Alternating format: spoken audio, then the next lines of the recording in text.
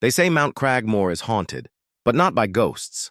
No, something worse. Something with big furry feet, a suspicious laugh, and a snowball aim so perfect it could take down a ski patrol officer from half a mile away. If you've ever lost a glove, had your skis mysteriously tied together, or heard the words "snow joke" whispered in the wind, you've already met him.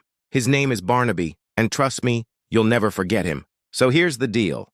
Every mountain has its myths. Some say there's a treasure buried under the ice.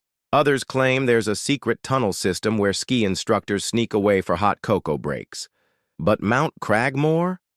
It's got Barnaby, a 7-foot-tall Yeti with the humor of a dad who just discovered puns for the first time, and the prank skills of a middle schooler with way too much free time. But Barnaby wasn't always the king of chaos. Nope, he had to earn that title. And it all started a long, snowy winter ago. He was just another Yeti. Skiers saw a huge shadow in the trees and bolted faster than you can say double black diamond. Snowboarders spotted him on the ridge and screamed like he was about to eat their GoPro footage. See, living on Mount Cragmore wasn't exactly social. Just snow, trees, and the occasional squirrel that looked at him like real friends. Like the time he built a giant welcome sign out of icicles that spelled "Hi." A group of hikers saw it, freaked out, because honestly even Barnaby didn't know, and tried to deliver them to a ski lodge. He knocked on the door, everyone screamed. Barnaby's biggest problem?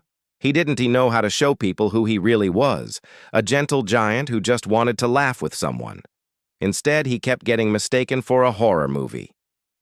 So one day, Barnaby was sitting on a snowy ledge, staring at the slopes below.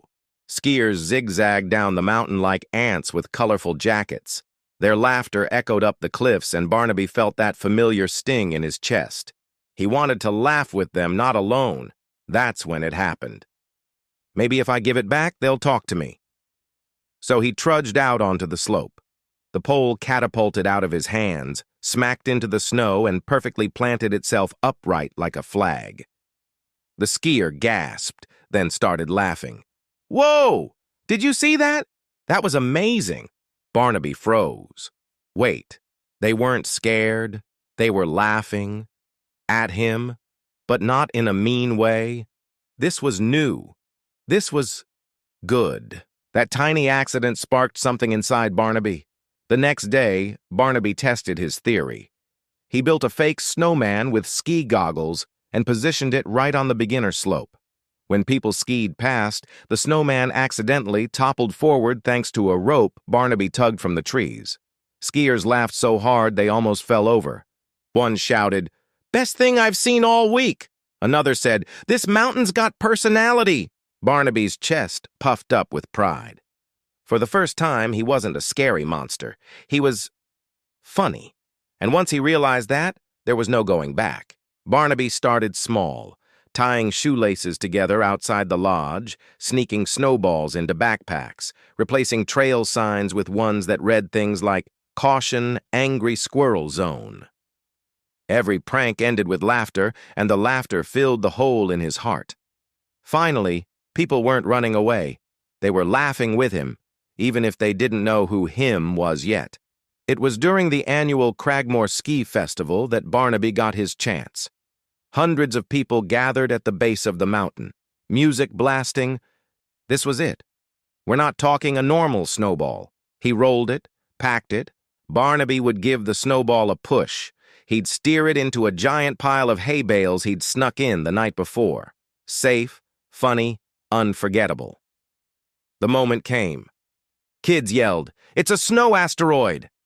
Snow exploded everywhere like confetti. Barnaby peeked out from behind the ridge, his furry heart pounding. And just like that, the legend of Barnaby the prankster Yeti was born.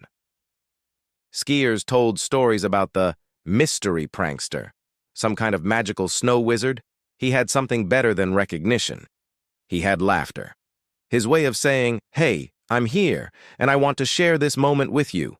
Whenever a skier found their helmet full of snowballs, whenever a snowboarder discovered googly eyes on their boots, whenever someone heard a pun whispered on the wind, "I am snow into you," they smiled.